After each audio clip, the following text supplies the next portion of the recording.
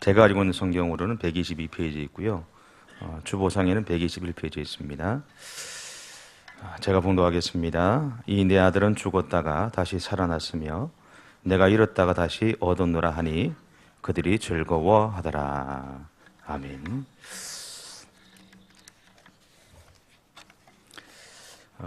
제가 처음 오시는 분들 때문에 말을 조금 바꾸긴 했는데 어려울 수가 좀 있을 것 같습니다. 왜냐하면 저는 이제 이 용어들이 좀 익숙해서 처음 들으시는 분들한테는 좀 어려우시면 이해가 안 되시면 그냥 넘어가셔도 됩니다. 그래서 꼭 필요한 것만 여러분들이 기억하시면 좋을 것 같습니다. 예수님이 이런 이야기를 하나 하셨습니다. 어떤 사람에게 이제 두 아들이 있었죠. 그래서 이 아들에게, 이 아버지에게는 포도원이 하나 있었는데 큰 아들을 불러서 얘야, 너 포도원에 가서 일 좀 해라. 그렇게 이야기했답니다. 큰 아들이 듣고는 예, 아버지 그렇게 하지요. 그랬습니다. 그리고 나중에 가보니까 큰 아들이 없어요. 얘라고 이야기하고 포도원에 보냈는데 그게 큰 아들은 없고요. 그래서 둘째 아들을 이렇게 불러서 얘야, 네가 포도원에 가서 일해라. 그랬더니만 싫어요 그러더랍니다. 이런 괘씸한 아들이 어디 있습니까, 그죠? 싫어요 그러더랍니다. 근데 조금 지나고 보니까 다시 포도원에 가보니까 그 아들이 거기서 일을 하고 있더랍니다. 여러분이 보셨을 때 어느 아들이 부모의 마음에 좋은 아들일까요? 정답은 처음에 이해하고 가서 일하는 아들이 좋은 아들입니다. 근데 그 최고의 정답은 못 되지만 비록 처음에는 싫어요라고 이야기했을지 모르고 부모가 이렇게 하면 좋겠다고 했는데 그게 순종하지 않았지만 나중에 되돌아보니까 내가 부모님의 말씀을 들어야 되겠다고 해서 그 일을 했던 둘째 아들이 좋은 아들입니다. 여러분, 우리는 여기는 다 어른들도 계시고 부모된 분들도 계시고 또 아직 자녀인 분들도 계실 겁니다. 자녀인 분들이 한번 생각해 보세요. 부모님이 나에게 뭔가를 이야기했을 때 내가 거기에 예라고 하면서 그렇게 살아왔는지, 또 예라고 했으면 또 그렇게 일평생 동안 변함없이 순종하고 살았는지. 저는 안 그랬던 것 같아요. 저희 어머니가 얘기하시지만 저는 이 둘째 아들에 좀 속한 사람입니다. 처음에 이야기하면 싫어요라고 얘기하고요. 나중에 그 일을 하고 있어요. 여러분은 어떠신지 모르겠습니다. 여러분은 저 같은 사람 되지 마시고 처음에 예라고 하셨으면 나중에도 예라고 하시는 그런 분들이 되셨으면 좋겠습니다. 오늘 성경은 누가복음 15장인데요. 누가복음 15장에는 세 가지 이야기가 나옵니다. 첫 번째 이야기는 뭐냐면 100명의 양을 치고 있는 목자가 있는데 그 목자가 가지고 있는 이 100명의 양 중에서 한 마리를 잃게 됩니다. 사라져 버린 거죠. 그러니까 이 목자는 가지고 나머지 99마리 양을 자기와 함께 양을 치고 있던 사람한테 맡겼 것 같기도 해요. 맡기고는요, 잃어버렸던 한 마리 양을 찾아서 길을 떠나게 됩니다. 근데 한참을 길을 가다가 이 잃어버린 양을 찾았어요. 너무너무 좋아서 어깨에 메고 와가지고요. 그 동료들한테 이야기합니다. 야, 내가 잃었던 양 찾았어. 찾은 기념으로 잔치 벌어야지. 잔치를 열어야지. 이제 그랬단 말이에요. 그 잔치를 열면 양 한 마리보다 비용이 많이 들어갈까요? 적게 들어갈까요? 네? 많이 들어가죠. 많이 들어가죠. 첫째, 인원이 몇 명이 왔느냐가 중요하죠. 그죠? 두 번째, 재료를 어떤 걸 쓰는가 하는 게 중요하죠. 요즘 많이 나오는 중국재를 쓰면 싸고요. 국산을 쓰면 아주 비쌉니다. 그죠? 자, 그 다음 두 번째 이야기는 뭐냐면 이 유대 사회 안에는 드라크마라고 하는 화폐 단위가 하나 있습니다. 근데 이 화폐 단위, 이 한 드라크마를 잃어버린 사람이 나온 거예요. 그런데 이 한 드라크마라고 하는 게 뭐냐면 오늘날로 치면 하루 노동자의 임금을 이야기합니다. 그러면 요즘 노동 현장에 나가면 노가다 하면 얼마 받죠? 일반 하면? 7만 원요? 20만 원요? 10만 원? 7만 원도 하고 10만 원도 하고. 저는 옛날에 3만 원 할 때 했는데. 근데 어쨌든 7만 원이든 10만 원이든 근데 이 7만 원 정도, 10만 원 정도 가치가 있는 이제 드라크마라는 걸 하나 잃어버린 거예요. 그러니까 하루 일당이 다 날아가게 된 거죠. 그러니까 이 사람이 열심히 그 잃어버린 드라크마를 찾았어요. 딱 찾고 나니까 또 친구들을 모았어요. 야, 내가 이거 잃었다가 찾았다? 또 잔치를 벌였어요. 10만 원 잃어버렸거든요. 잔치 비용이 얼마 정도 들어갈까요?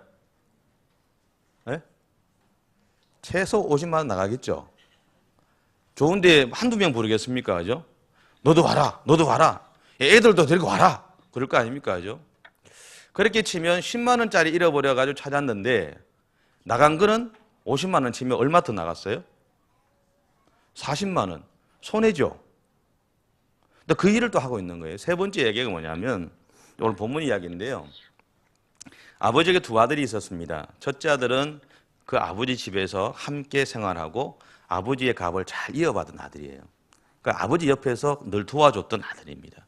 근데 둘째 아들은 둘째들이 조금 튀지요. 대부분들이. 말을 좀 안 듣죠. 둘째들이. 근데 이 둘째 아들이 어느 날 아버지한테 찾아가서 이야기합니다. 아버지, 나한테 주실 유산 있죠? 그거 지금 나한테 주세요. 나쁘게 보면 요건 내가 죽으라는 이야기나 마찬가지잖아요. 그죠?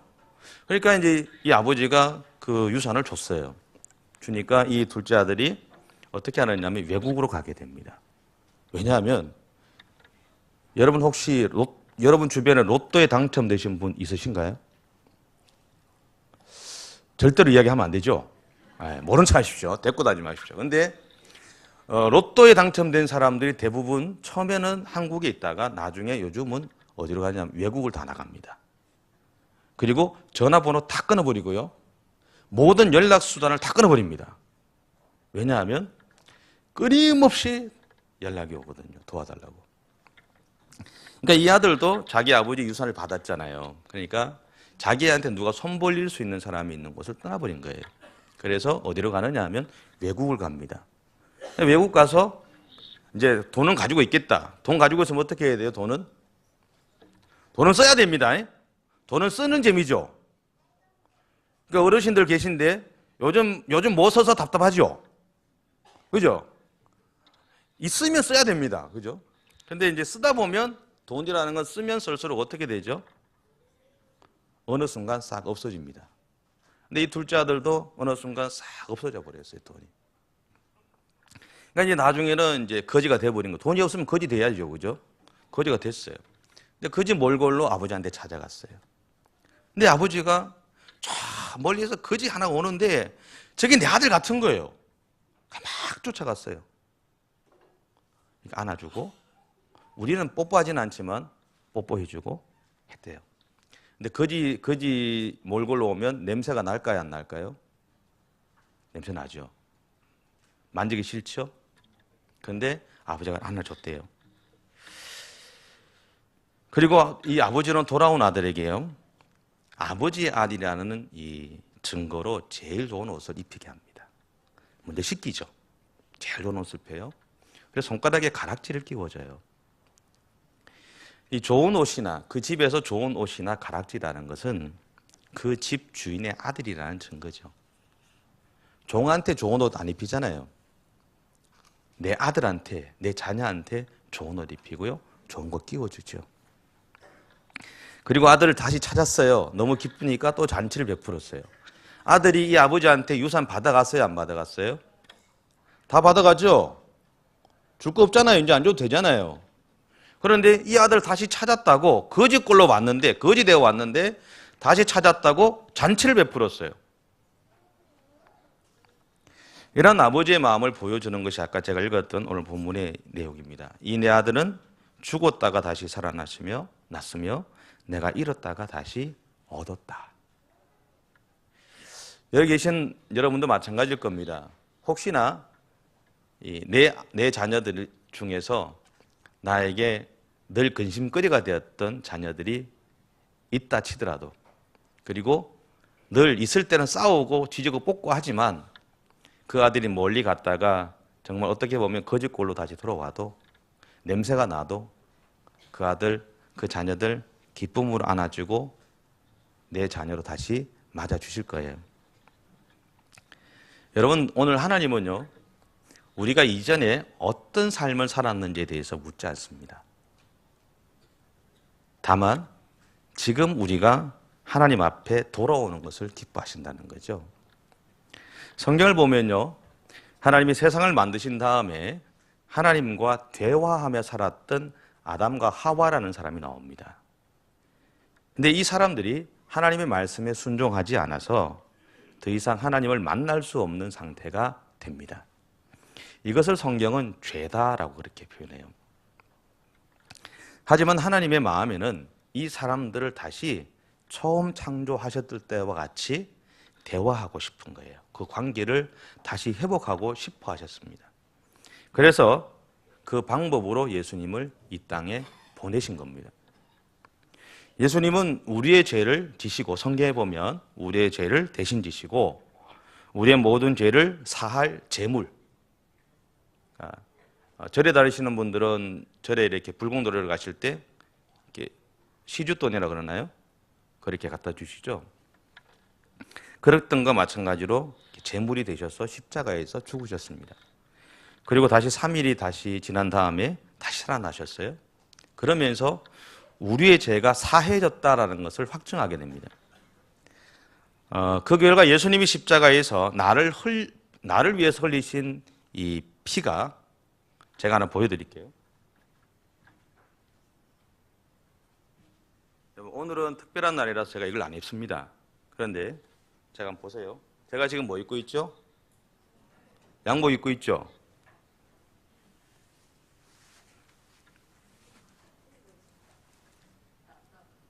답답해요. 자, 이렇게 입으면 뭐가 보이죠? 네? 뭐가 보입니까? 얼굴이 잘 보이나요? 네. 이 가운이 보이시죠? 목사들이 가운을 입는 이유가 한 가지 있습니다. 그게 뭐냐면, 제가 이제 찾아보니까 어떤 분들은 뭐 목사의 권위를 높이기 위해서 한다, 뭐 그런 이야기 있는데 그게 아니고요. 목사도 죄인이죠. 그죠? 죄인이기 때문에 이 가운을 입는다는 것은 내 죄의 모습을 이 가운 뒤에 덮는다라는 의미가 있습니다. 그래서 목사들이 가운 입는 의미는 그런 의미거든요.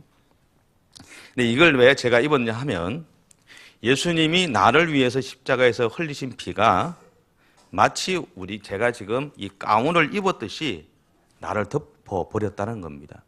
내가 죄인인데, 내가 죄를 짓는 사람인데 예수님이 흘리셨던 피가 내 가운, 제가 입었던 가운처럼 나를 덮었다는 거죠. 그러니까 하나님이 나를 보셨을 때는 제가 양복을 입고 있는 게 보이나요? 아니면 가운이 보일까요? 가운을 보시는 거죠. 그럼 이 가운은 예수님이 나를 위해서 흘리신 피를 의미합니다. 그래서 성경이 우리에게 이야기하는 게 뭐냐면, 하나님이 우리를 의인으로 인정하셨다라고 얘기합니다.